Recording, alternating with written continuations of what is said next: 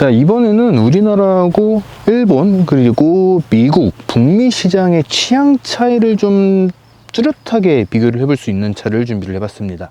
오늘의 주인공은 상반기에 출시된 토요타의 캠리 하이브리드입니다.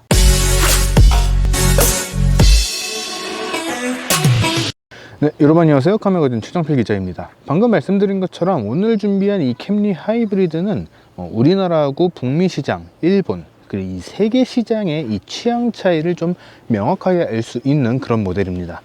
8세대 부분 변경 모델이고요. 우리나라에 출시된 지는 한 2달 정도가 지났어요. 과연 어떤 점이 어떻게 바뀌었고 또 어떻게 시장별의 취향 차이가 있는지 하나씩 살펴볼 수 있도록 하겠습니다. 자, 일단 디자인을 좀 살펴볼까 하는데 그 전에 먼저 트림에 대한 이야기를 좀 해야 될 것 같습니다. 이 캠리 같은 경우에는 지금 판매를 하고 있는 모델이 8세대 부분 변경 모델인데 총 2가지 이 디자인이 적용이 되어 있어요. 그 중에서도 여러분들이 지금 보고 계시는 이 디자인은 하이브리드 모델 중에서도 최상위 라인업인 XS2 트림에 적용이 되고 있는 스포티한 이 범퍼 디자인이 적용이 되어 있는 그런 모델입니다. 이 디자인 같은 경우에는 진짜 딱 일본스러운 디자인이구나 라는 것이 많이 좀 느껴지는 그런 디자인 아닌가 생각이 듭니다. 거기다가 지금 보시는 것처럼 색깔이 빨간색이죠. 이렇게 약간 뭐라 그래야 될까요? 일본 차에서 일본이라고 한다면 애니메이션을 빼놓을 수가 없고, 애니메이션을 이야기를 할 때 꼭 나오는 것이 이 메카닉, 이 건담 아닌가 생각이 되는데, 딱 일본스러운 디자인이다 라는 점을 확인을 할 수가 있는 그런 포인트 아닌가 생각이 돼요. 지금 뭐 카메라에도 보이실 텐데 이 차 같은 경우에는 하이브리드이기 때문에 토요타 브랜드 엠블럼에도 파란색 이 빛이 돌고 있는 모습을 확인을 할 수가 있고요.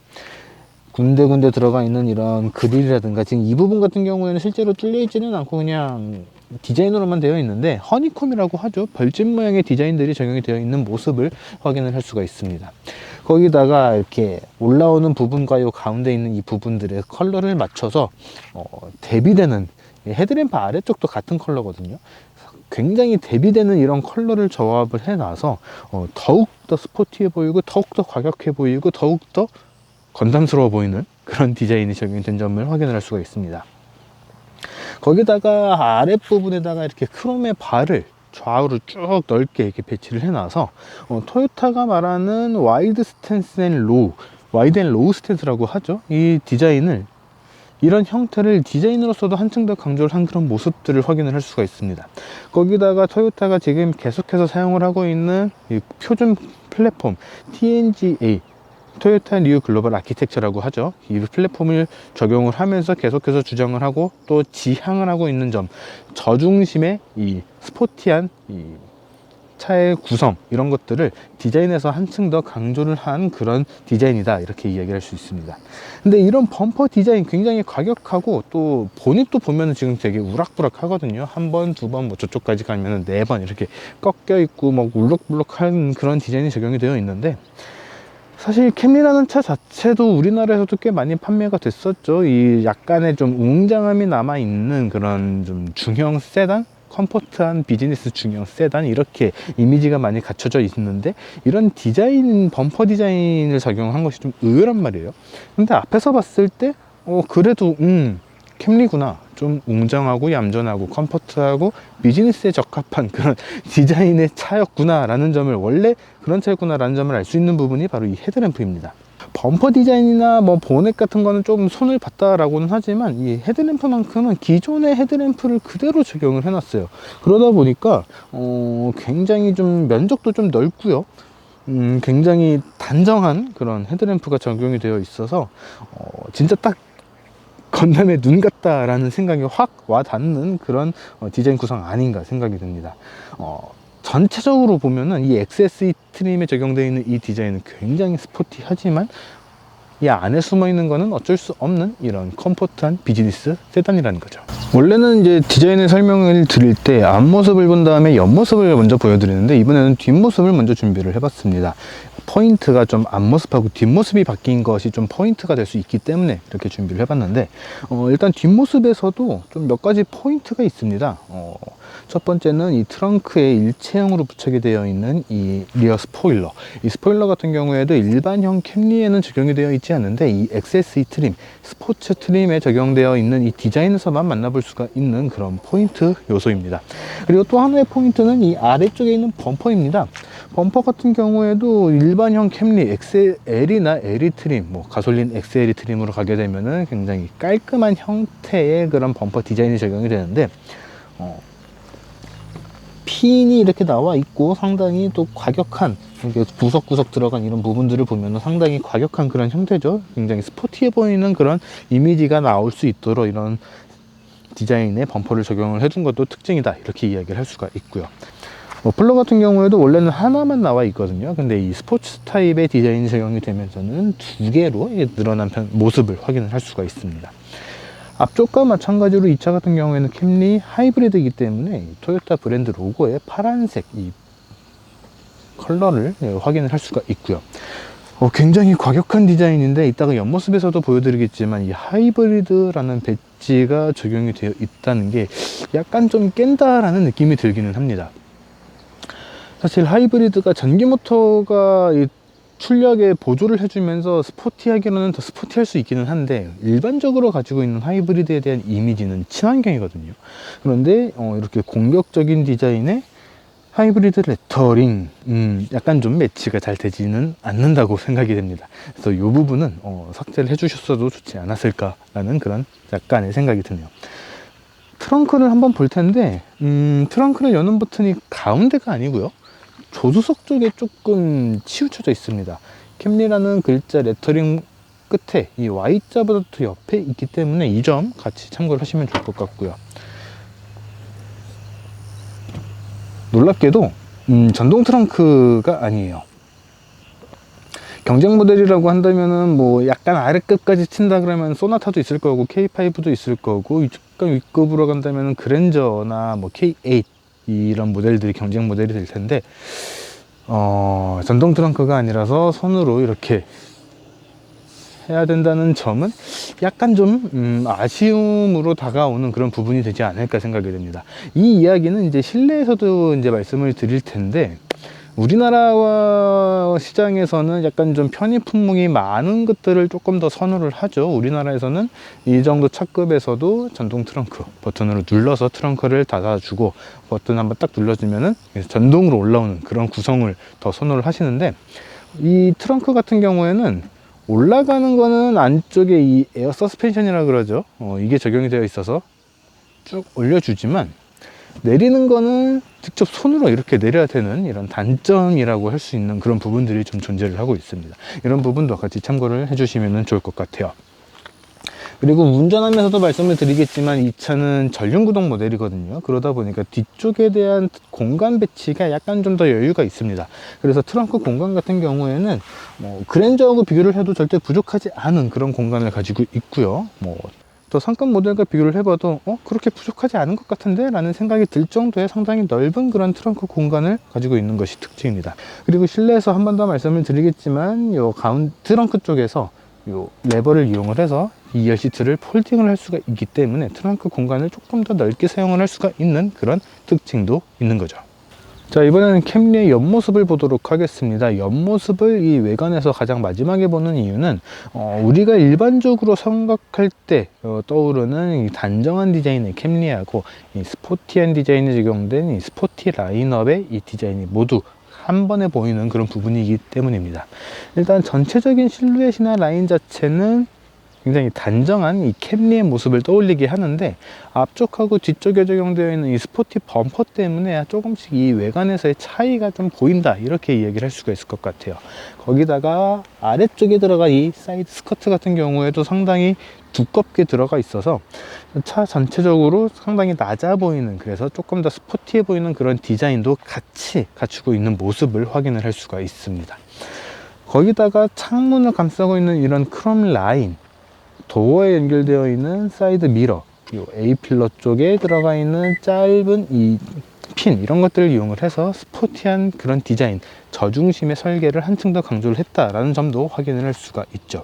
그리고 지금 카메라에 보일지 모르겠는데 도어를 보면은 앞쪽 도어에서 시작된 라인이 은은하게 들어가다가 뒤쪽 도어가 끝나는 지점에서 라인이 싹 사라지는 그런 모습을 확인을 할 수가 있어요. 이런 것들을 보면은 상당히 단정해 보이지만 또 기본 설계 자체가 이런 스포티한 라인업을 적용을 할 것을 좀 고려를 하고 디자인을 한 것 아닌가 라고 생각이 듭니다. 그리고 뒷모습에서 말씀드렸던 것처럼 이 하이브리드 배지가 앞쪽 팬더 쪽에 자리를 하고 있어서 캠리 하이브리드구나 라는 것을 바로 알 수는 있지만 또 이런 스포티한 디자인하고 어울리는가 라고 하면은 그거는 또 헷갈리기 시작을 하는 그런 모습들도 확인을 할 수가 있죠. 그리고 지금 휠 같은 경우에도 상당히 좀 스포티해 보이는 그런 디자인의 휠이 적용이 됐죠. 지금 사이즈가 18인치 휠이 장착이 되어 있습니다. 전체적인 사이즈는 235-45R18 18인치 휠이 장착이 되어 있는데 지금 휠하우스가 상당히 동그래요. 동그랗고 또 상당히 여유가 많이 있는 모습을 확인을 할 수가 있습니다. 이 차를 직접 운전을 해보면서 느낀 거는 18인치 타이어도 괜찮다, 18인치 휠 사이즈도 상당히 이 차의 성향에 잘 어울린다 라는 생각이 들긴 했는데 디자인적인 측면에서는 19인치 20인치는 너무 과할 것 같고요, 19인치 휠을 장착을 해주면은 이 휠하우스에 딱 들어차는 듯한, 그래서 상당히 조형미가 탄탄해 보이는 그런 이미지를 만들 수 있지 않았을까 라는 생각이 듭니다. 이런 것들은 운전의 성향 그리고 디자인 어떤 것에 더 포커스를 맞추냐에 따라서 휠을 변경을 하시거나 기존의 28인치 휠을 그대로 사용을 하시거나 이를 선택을 하시면 되지 않을까 생각이 듭니다. 자, 이번에는 캠리 하이브리드의 실내로 들어와 봤습니다. 그래서 일단은 운전석에 앉아 있는데요, 몇 가지가 좀 눈에 들어오기는 하는데 일단은 저는 소재에 대한 이야기를 좀 먼저 해보고 싶습니다. 사실 이 차의 가격대가 그렇게 저렴하지는 않죠. 4천만원 전 후반으로 이제 구매가 가능한 그런 이제 중형 수입 세단이다 이렇게 이야기를 할 수가 있는데 사실 소재들이 그렇게 고급스럽지는 않아요. 가죽이라고 해봤자 뭐 스티어링 휠에 적용되어 있는 정도, 그리고 시트에 적용되어 있는 정도, 요 정도가 이제 가죽이 사용된 전부 이렇게 이야기를 할 수가 있을 것 같고, 뭐 암레스트 쪽에 이런 콘솔 쪽에도 가죽인가요 이거? 그 외에 뭐 도어에 적용된 이런 부분들이라든가 웬만한 부분들이 다 플라스틱하고 우레탄 폼이라고 하죠. 그런 것들이 적용되어 있는 모습들을 확인을 할 수가 있습니다. 그리고 계기판에 있는 이 디스플레이라든가 지금 센터에 있는 이런 9인치 디스플레이라든가 이런 디스플레이들의 그래픽이나 이런 것들을 보면은 사실 세련되어 있다라는 이미지는 잘 받기는 어렵습니다. 이런 것들을 보면은 일본차, 그리고 일본차가 북미 시장을 겨냥해서 만든 레이아웃이구나, 그래픽이구나, 이런 것들이 좀 확 와닿지 않을까 그렇게 생각이 돼요. 이런 편의 장비 측면에서는 사실 국산 차들이 좀 압도적이죠. 그렇기 때문에 이런 측면에서는 한국인의 취향과는 약간 좀 거리가 있을 수 있다. 일본 사람들, 일본 시장 혹은 북미 시장에 더 포커스가 맞춰져 있는 그런 구성이다, 이렇게 설명을 드릴 수 있을 것 같습니다. 계기판 같은 경우에도 하이브리드다 보니까 이제 왼쪽에 하이브리드 게이지가 적용이 되어 있고 오른쪽에 속도계가 적용이 되어 있는데, 물론 모든 차들이 그렇게 되어야 하는 건 아닙니다. 하지만 그래도 좀 편의성을 강조한 그런 차들은 이런 계기판에 이런 것들 역시 다 같이 디스플레이로 이렇게 구성을 하는 경우가 요즘에는 꽤 많이 있는데, 가운데 디스플레이만 이제 디지털 디스플레이로 적용이 되어 있고 나머지 화살이 움직이는 것들은 전부 다 아날로그 방식으로 구성이 되어 있다라고 말씀을 드릴 수 있을 것 같아요. 이 인포테인먼트 시스템 역시 굉장히 간결하고 사실 기능이나 이런 것들이 그렇게 많지는 않습니다. 내비게이션 같은 경우에는 지금 아틀란 내비게이션이 적용이 되어 있거든요. 국산 한국에 들어오면서 한국화를 따로 했다기보다는 그냥 이 서드 파티의 제품을 토요타하고 이제 공식 이 계약을 맺어서 적용을 한 형태다, 이렇게 설명을 할 수 있을 것 같아요. 개인적으로는 이런 부분에 있어서 좀 더 한국에 맞는 그런 내비게이션 시스템을 탑재를 해주면 좋겠다라는 생각이 들기는 하는데 국내 판매량을 무시를 못하죠. 국내 판매되는 이런 것들을 고려를 해보면은 따로 시스템을 개발을 하는 그런 비용들은 좀 부담이 되지 않았을까 생각이 됩니다. 이런 것들은 이 돈과 관련되어 있는 그런 문제들이기 때문에 아쉬운 점도 분명히 있기는 하지만 또 양보를 해야지 이 제조사도 판매를 하는 데 있어서 조금이라도 더 저렴한 그런 가격대를 책정을 할 수 있는 그런 부분들이라 어느 정도의 타협이 필요하지 않나 생각이 됩니다. 파워 아울렛 같은 경우에는 요 디스플레이 아래 공조기 장치가 있고 그 아래에 자리를 하고 있습니다. 하나의 USB A 타입 포트, 그리고 12V 파워 아울렛, 예전에는 시가잭이라고 했던 그런 부분들이죠. 그런 부분들이 하나씩 자리를 하고 있는 모습들도 확인을 할 수가 있고요.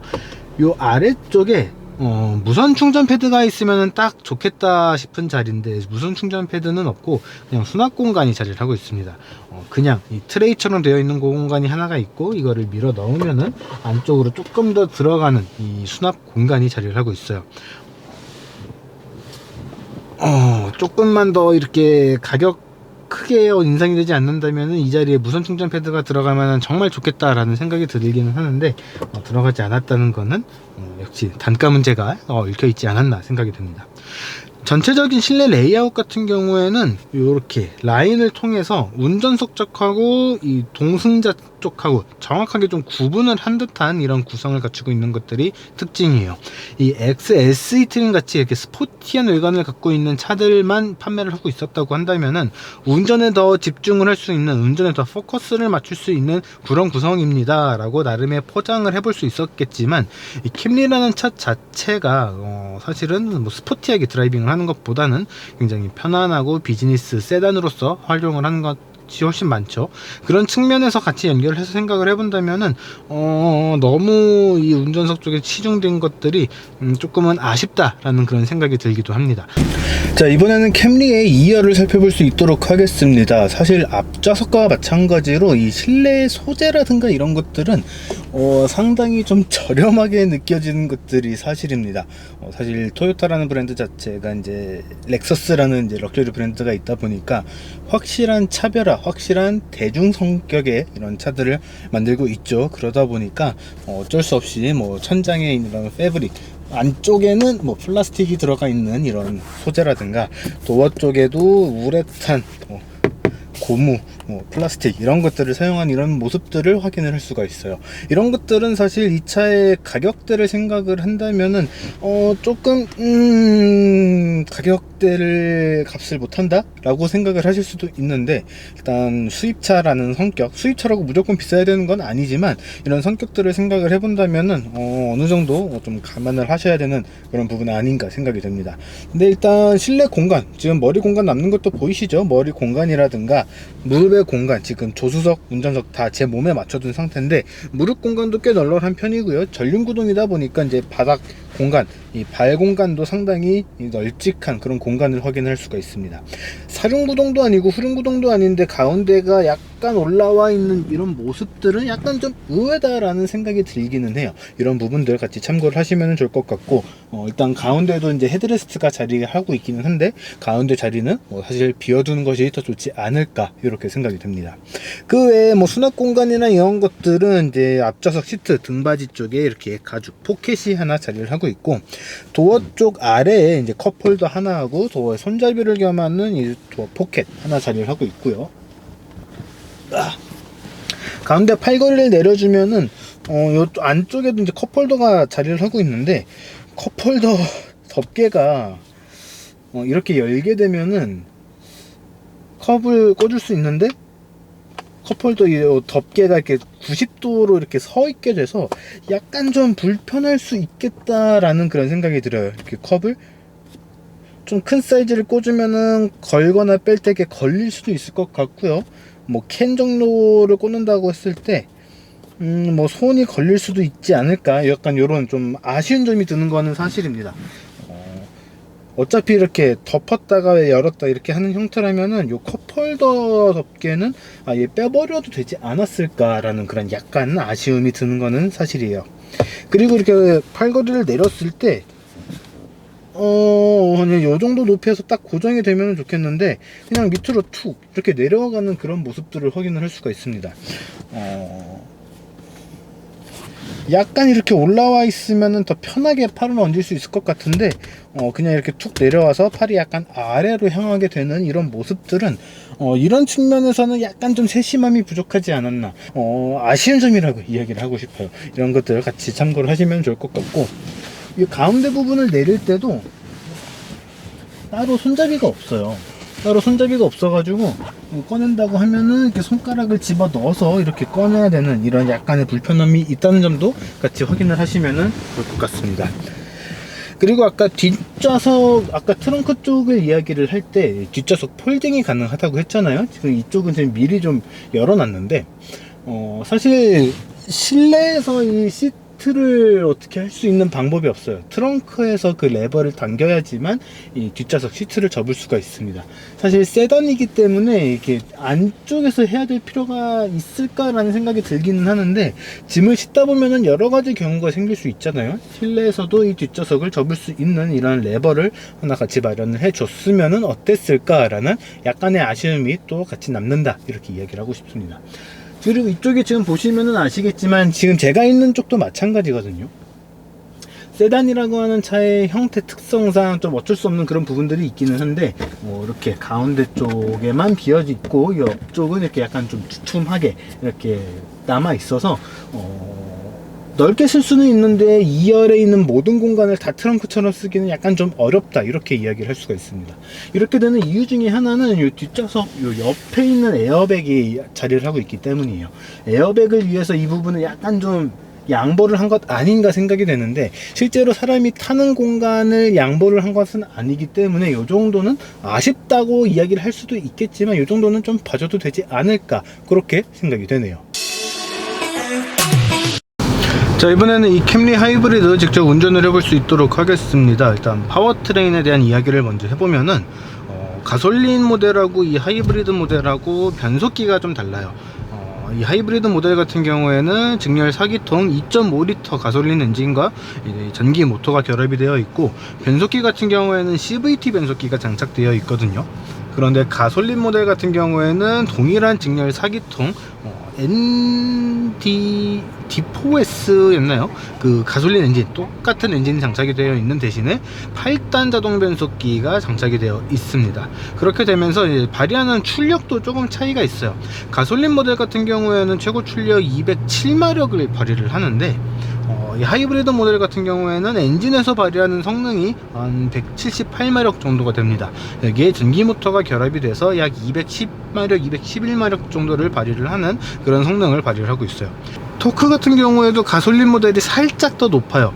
가솔린 모델 같은 경우에는 한 25.7kgm 정도를 발휘를 하는 반면에 이 하이브리드 모델은 약 한 23kgm 정도를 발휘를 합니다. 그러니까 토크는 가솔린 모델이 조금 더 높고 이 최고 출력은 하이브리드가 조금 더 높다, 이렇게 생각을 하시면 좋을 것 같아요. 주행을 해보면은 아까 뭐 기본기에 대한 이야기를 살짝 드렸던 것 같은데 굉장히 탄탄하다라는 느낌이 듭니다. 엄청나게 뭐 스포티하거나 엄청나게 뭐 편안한 그런 컴포트한 그런 성향이나 이런 것들이 아니고, 이 둘 사이에서 약간 좀 교과서적으로 중간을 맞췄다라는 생각이 들 정도로 굉장히 이 무던한 그런 승차감, 그리고 가속 성능, 이런 것들을 보여주는 것들이 특징입니다. 그렇기 때문에 이런 운전 성향, 이 운전에서 느낄 수 있는 이런 느낌들은 정말 딱 미국 스타일이구나 라는 점들을 확인을 할 수가 있는 거죠. 약간 좀 얇게 느껴지는 이 스티어링 휠은 조향을 하거나 할 때 훨씬 더 그립감이 좋다라고 느껴질 정도로 굉장히 무던한 그런 그립감을 보여주고요. 가속 성능 역시 굉장히 좀 무미건조하다라고 해도 좋을 만큼 폭발적이거나 답답하거나 그러지 않고 굉장히 무던한 그런 가속 성능을 보여주는 것도 특징이다, 이렇게 이야기를 할 수가 있습니다. 그런데 이 가속 페달이 약간 좀 묵직하다라는 느낌이 들어요. 이런 이 발의 느낌 때문에 조금 더 이 무던한 느낌을 더 잘 느낄 수 있지 않나, 그런 생각도 듭니다. 차의 안정성 같은 경우에는 지금 앞뒤가 굉장히 클리어한 상태인 것을 확인을 하고 굉장히 급격하게 차선을 변경을 해봤거든요. 일단 타이어가 굉장히 금방 소리를 질렀어요.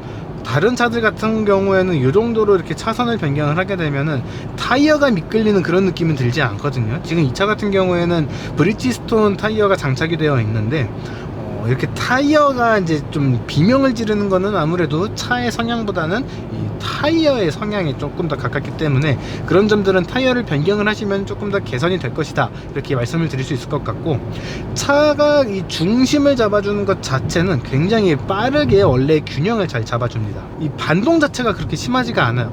굉장히 빠르게 원래 자세를 잡아주는 이런 모습들, 이런 것들을 보면은 이 차의 기본기는 확실히 뛰어나구나 라는 점을 다시 한번 확인할 수가 있습니다.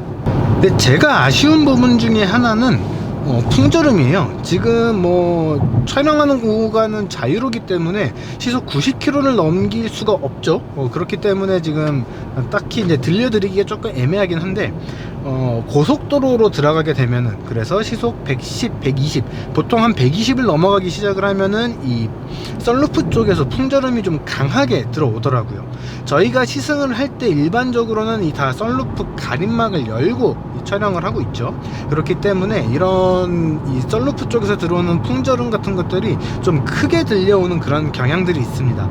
이 가림막을 닫아주면은 조금 더 좀 한층 더 걸러지면서 이 풍절음이 싹 사라지긴 하는데, 이 가림막을 열고 주행을 하게 되면은 이 썬루프 쪽에서 들려오는 이 풍절음이 좀 있다라는 점 같이 참고를 하시면 좋을 것 같고요. 바닥에서 올라오는 진동이나 소음, 그리고 요철을 넘을 때 이런 충격 같은 것들은 생각보다 좀 더 잘 걸러주는 편이라고 이야기를 드리고 싶어요. 사실 이 소음 같은 경우에는 타이어에서 올라오는 이런 소음들이 약간씩 좀 느껴지기는 하는데, 차 바닥 자체에서 올라오는 진동이라든가 차 바닥 자체에서 올라오는 소음이라든가 이런 것들은 좀 잘 커버를 해주는 편이고요. 요철을 넘을 때는 약간 좀 단단하다라고 느껴질 수는 있는데, 이 충격을 굉장히 빠르게 흡수를 해서 원래 이 편안한 상태를 빠르게 회복시켜주는 이런 모습들도 확인을 할 수가 있습니다. 고속주행을 할 때는 이 CVT 변속기라는 이 구조적인 특성 때문에 좀 빠르게 돌아가는 듯한 이런 이 느낌들이 좀 들기는 해요. 이 기어 단수가 아니라 이게 자연스럽게 늘어나는 이 구조죠. 간단하게 이야기하면 이렇게 되는데, 고속주행을 해보면은 이 CVT 변속기 특유의 좀 웽 하고 돌아가는 이런 소리들이 좀 전달이 되기는 합니다. 이런 부분들은 이 CVT 변속기의 특성이 있기 때문에 좀 어쩔 수 없는 부분이기는 하거든요. 이런 부분에 있어서는 좀 아쉽게 느껴질 수는 있겠다라는 생각은 드네요.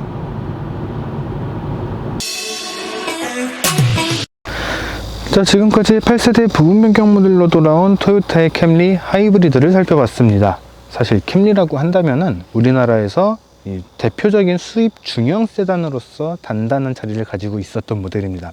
이렇게 단단한 자리를 갖고 있었던 것이 불과 몇 년 전인데, 현대차라든가 기아라든가 이런 국산 브랜드에서 상당히 편의 품목 같은 것들을 많이 집어넣은, 상품성을 많이 띄운 그런 경쟁 모델들을 선보이면서 그 자리를 잃은 것이 분명한 사실이기도 합니다. 근데 이 캠리를 이번에 시승을 하면서 느낀 거는 우리가 일본을 싫어하는 것과는 별개로 일본차 브랜드가 갖고 있는 이 기본기라는 것은 분명 탄탄하구나 라는 점이었고요. 이런 일본 브랜드가 미국 시장을 겨냥해서 작정하고 차를 만들면 나오는 결과물이 이거구나 라는 점을 같이 느낄 수 있었습니다. 사실 요즘에는 시장의 흐름 자체가 SUV로 많이 넘어가 있죠. 그럼에도 불구하고 여전히 이 세단에 대한 이 수요도 적지 않게 남아 있다라고 생각이 되는데, 엄청나게 다양한 편의 품목 이런 것들보다는 안전하고 안정적이고 탄탄한 기본기를 가지고 있는 중형 세단을 찾고 계신다면은 이 캠리 하이브리드도 한번 고려를 해볼 만하지 않나 생각이 됩니다. 가격대에 대한 이야기를 아직 안 했는데, 사실 가장 저렴하게 구매할 수 있는 모델은 가솔린 모델입니다. 가솔린 모델 같은 경우에는 3,600만원 초중반대에서 구매가 가능하고, 이 하이브리드 모델 같은 경우에는 3,600만원 중후반대에서 시작을 해서 이 SE 트림 같은 경우에는 4,357만원이라고 하는 가격대에 구매가 가능하죠. 근데 이렇게 과격한 디자인이 싫다라고 하신다면은 이 가운데 자리를 하고 있는 XLE 트림을 구매를 하시는 것을 추천을 드립니다. XLE 트림 같은 경우에는 4,297만원이라는 가격대가 설정이 되어 있는데, 사실 담겨있는 편의 장비라든가 이런 상품성 측면에서는 동일한 상품성을 가지고 있고, 이런 디자인에서의 약간씩의 차이만 있기 때문에 이 XLE도 같이 고려를 해 보시면은 여러분의 취향에 맞는 차를 선택을 할 수 있지 않을까 생각이 됩니다. 자, 이번 영상은 여기까지고요. 저희는 다음에 또 뵙도록 하겠습니다. 지금까지 카메거진 최정필 기자였고요. 구독과 좋아요, 알람 설정까지 부탁드릴게요.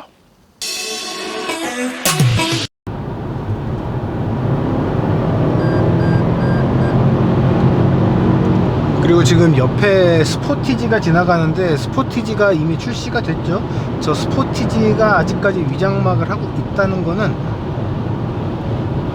다른 파워트레인이라고 봐야 되지 않을까 생각이 됩니다. 지금 밑에 배기구가 보이는 걸로 봐서는 전기차는 아닌데 모르겠네요. 아직도 저걸 하고 다니는 이유가 뭔지.